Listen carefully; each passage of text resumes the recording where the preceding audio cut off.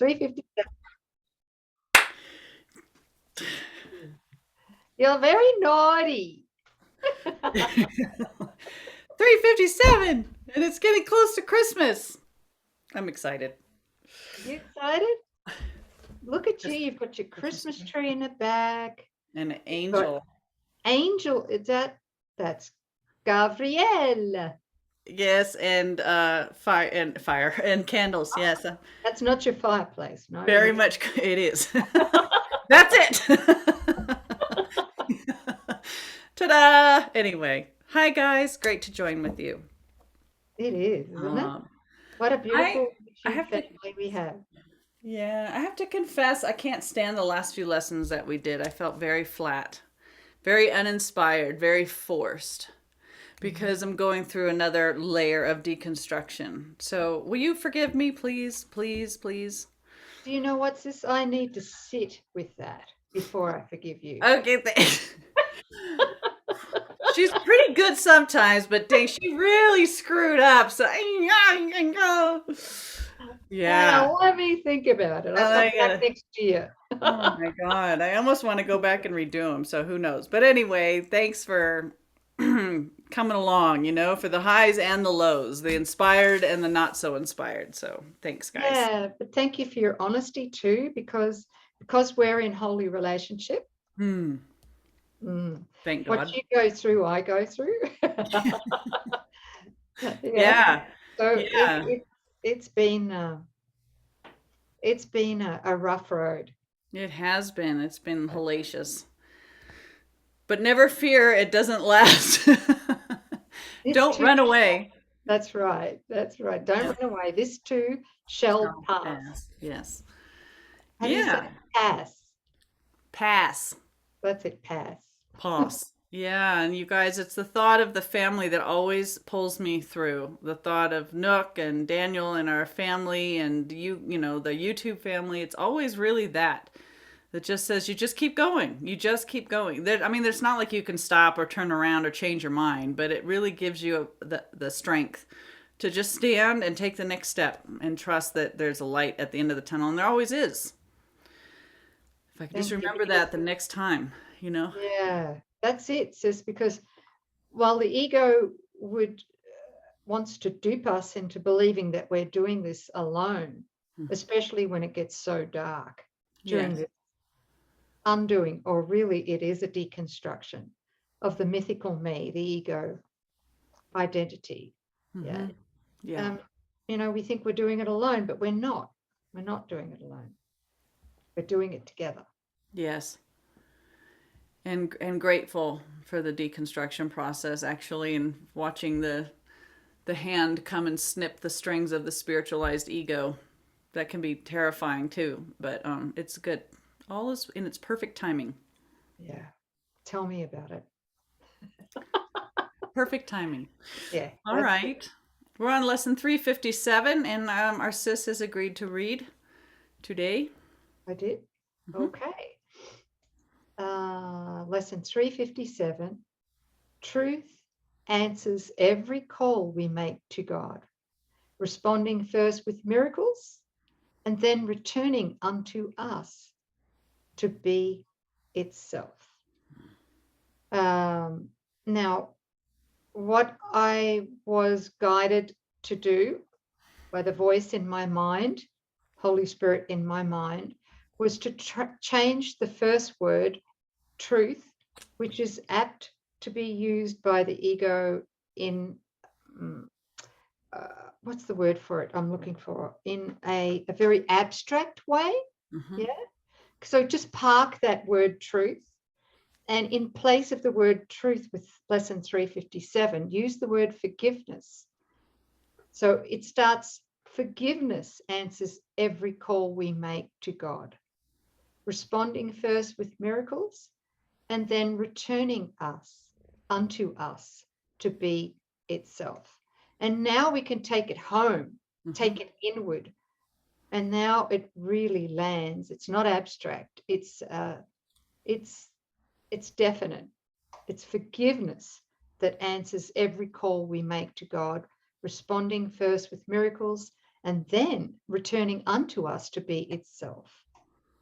So you're Forgive. saying that as our perception is healed, Yeah. then we gain a sense of certainty where forgiveness stays within our mind, so that we're like a walking embodiment of Christ's vision or a state of forgiveness. That you're not buying into any illusion, but you're walking with the certainty because the Holy Spirit's in your mind. That's it, sis. That's it, sis. And the closer we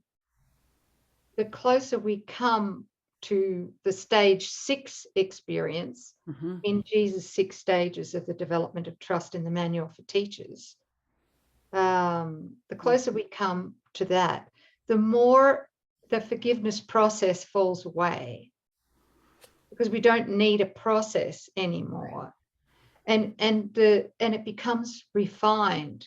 So the more mindful presence we have in each and every moment, we are able to discern very quickly which mind is thinking its thoughts and making judgments.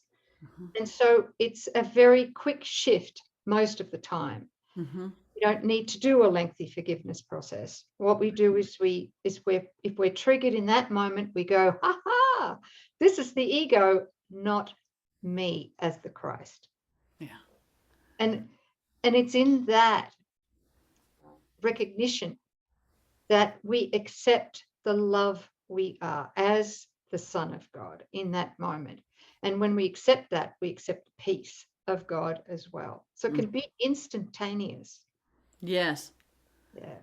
Yeah, a bit like driving a car. At first it's frightening and you're thinking about every little thing, and then it just becomes, it's sort of like runs on auto, right? You're not thinking about it any longer. And the same goes with running the thoughts through the forgiveness and accepting the atonement. And then the correction just becomes a notice and a switch. Yeah, that's it. Yeah. Notice and switch. Yeah. There's the shortened forgiveness process. Throw the switch. That's it. Yeah. That's it. Thank you. Oh, no, thank you. That was great. Yeah, good. And we'll keep reading. Forgiveness, truth's reflection, tells me how to offer miracles and thus escape the prison house in which I think I live.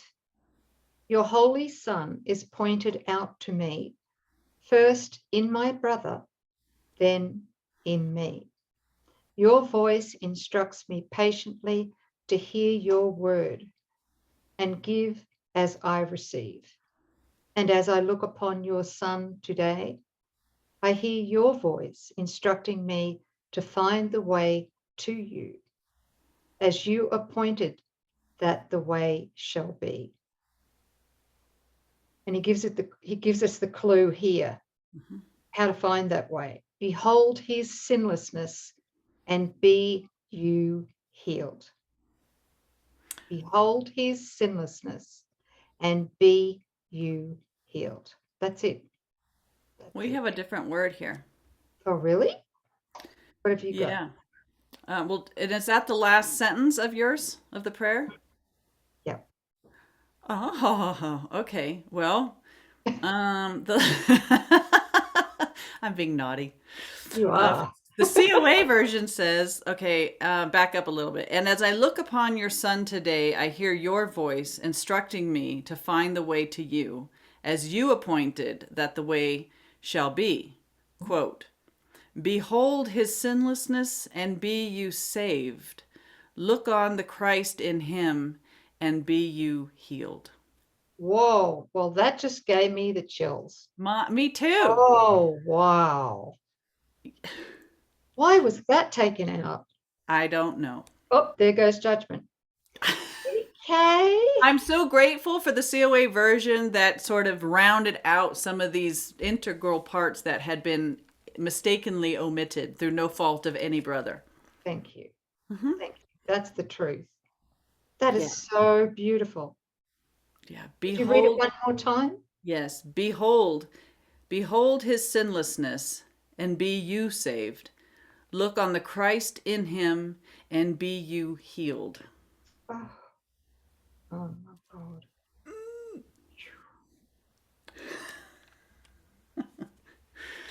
I'm so getting this like on some experiential levels.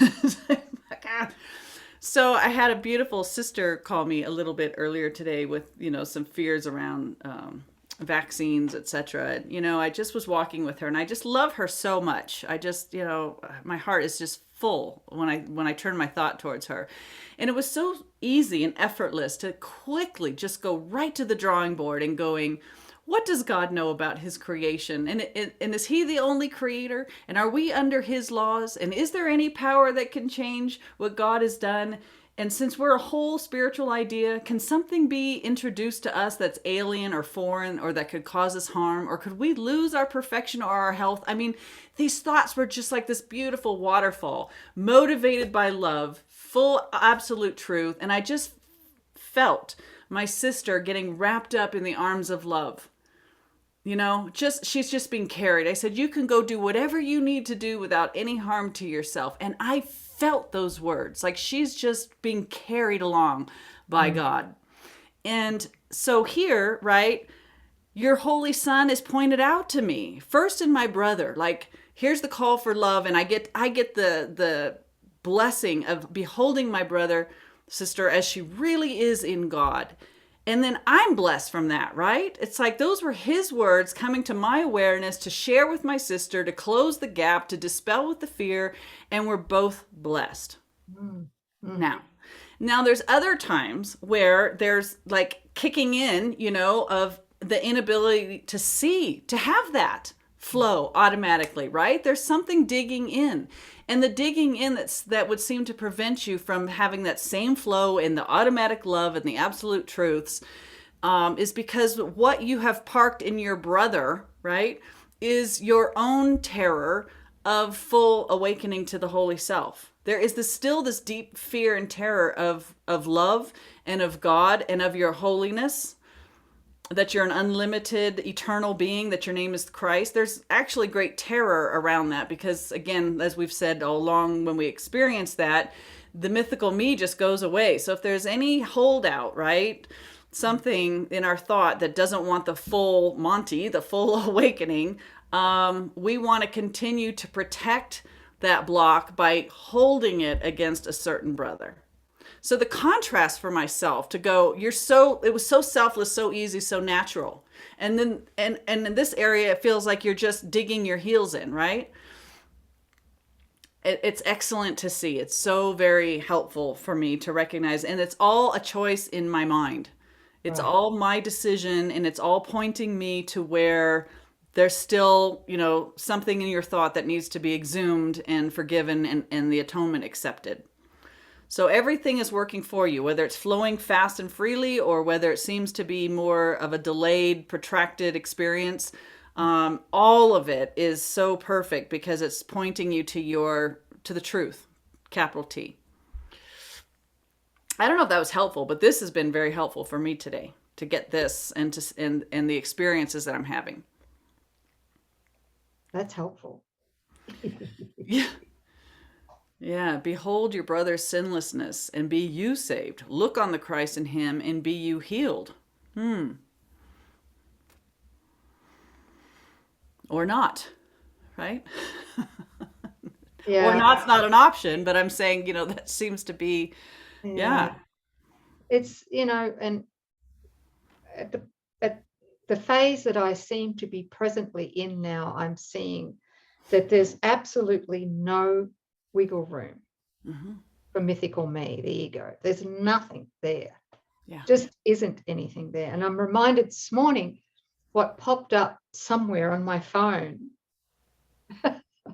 was perception's basic law in the Bible, in the course, right? Yeah. And can I read it again? Please. Yes. I think this is about the 20th or 30th time I've read it, right? Yeah, but it's good. It says, to the extent to which you value guilt, to that extent will you perceive a world in which attack and defense is justified. To the extent to which you recognize that guilt is meaningless, blame is meaningless, to that extent will you perceive attack and defense cannot be justified.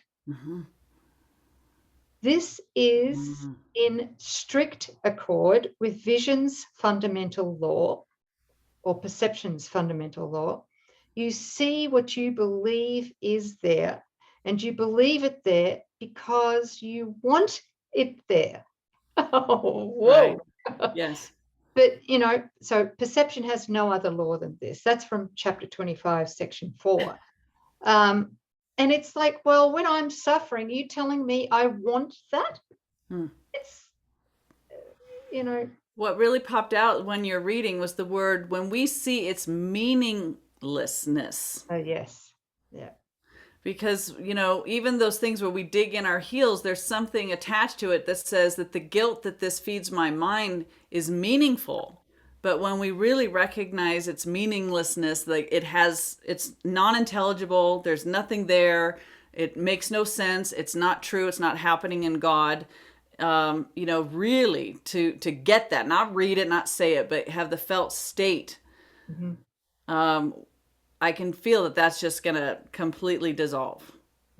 Yeah, we have to see that what we think we've done has zero meaning, zero value, has never actually occurred. Yeah. Thanks for reading that, sis. Maybe we could put that down with is that the quote that you were going to read? I read it. Yes.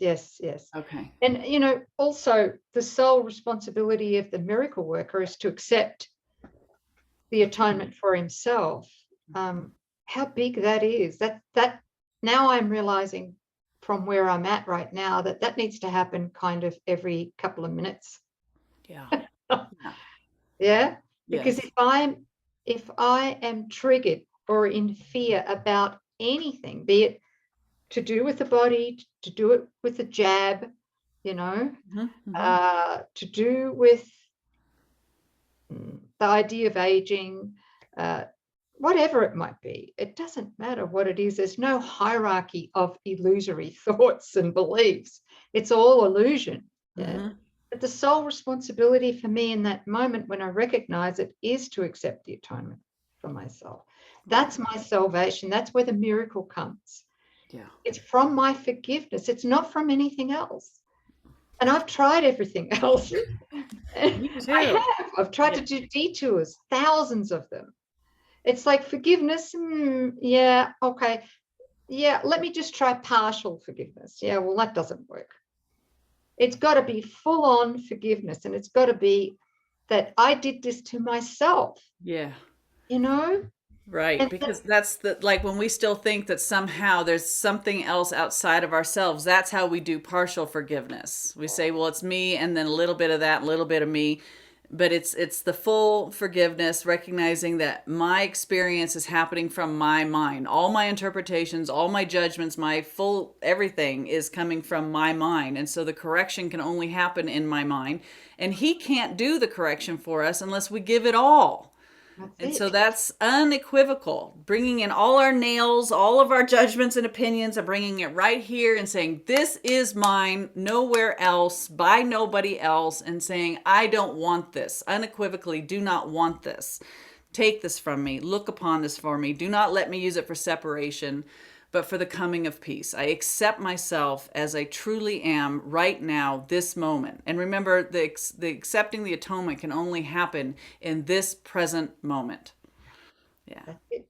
Yeah. That's it. Thank you, sis. And that's where the miracle comes in. And that's where we learn to, my experience right now is to the degree that I apply, full forgiveness.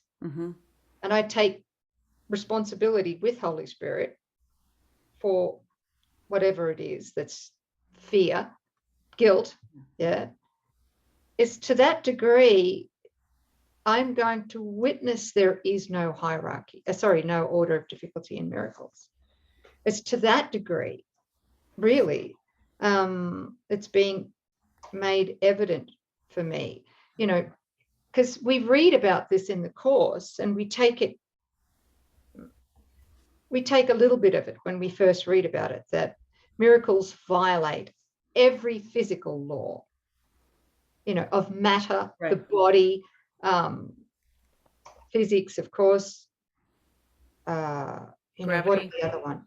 gravity, Time, space, economics. everything, right? Yes. Okay. So that seems like a huge accomplishment. Yeah. But he says in the course, it's not.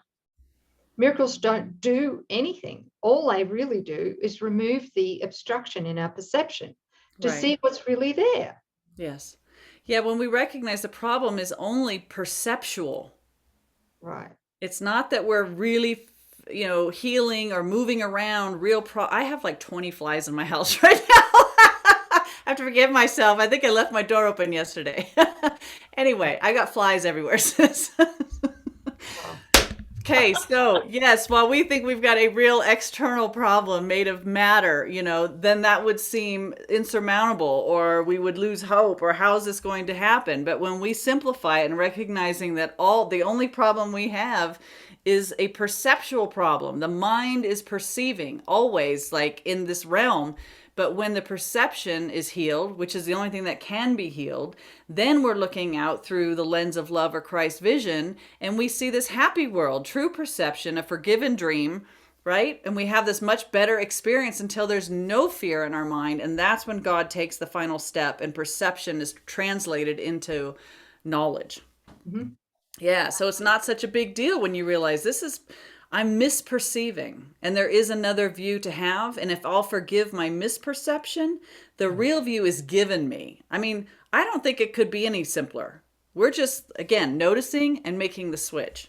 Yeah, sis, when you say misperception, my misperception's the only issue. As we go through the stages of the development of trust, or the transfer of trust from fear to love, right?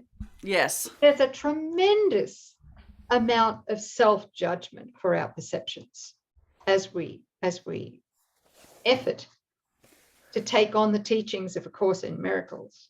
Yeah. But it's still the ego that's doing that judgment.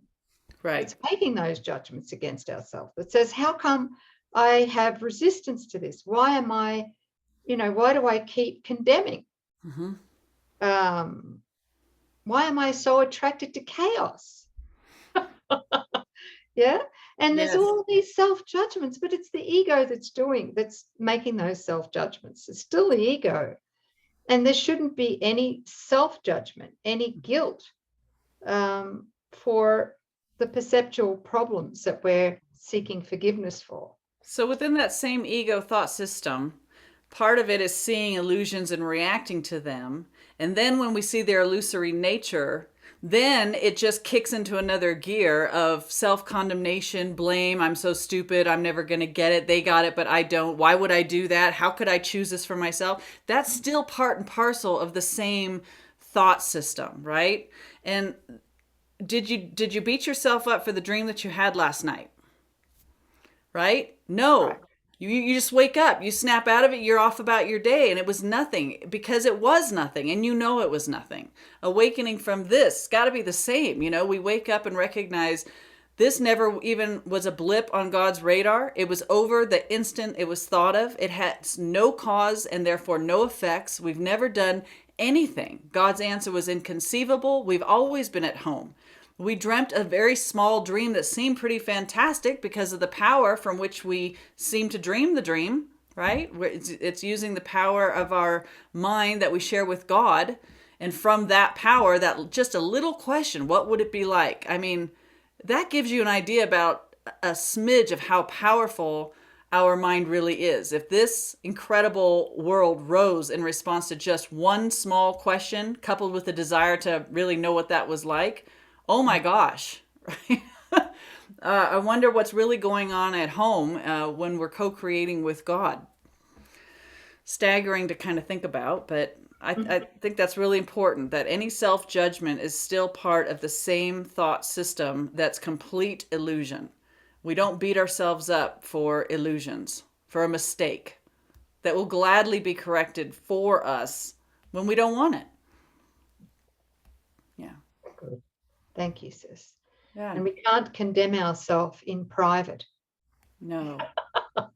That's another lie the ego tells us. So it's okay. I can condemn myself in private. and not harm my children, my parents, my friends, whatever. That's it. And it's like, yeah, right. That's not going to happen.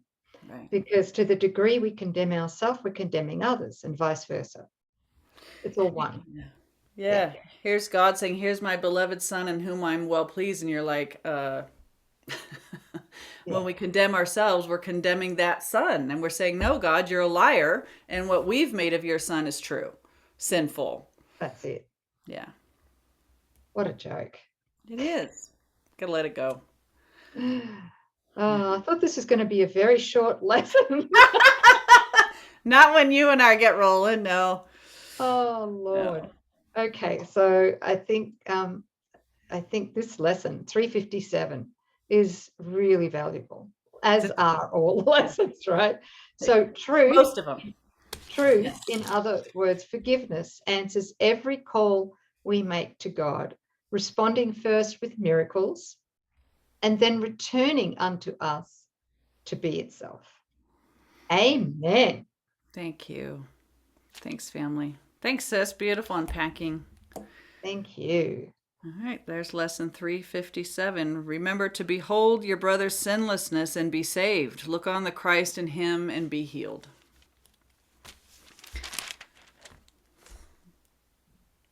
Thank you. Bye, everybody. Bye. We'll see you tomorrow.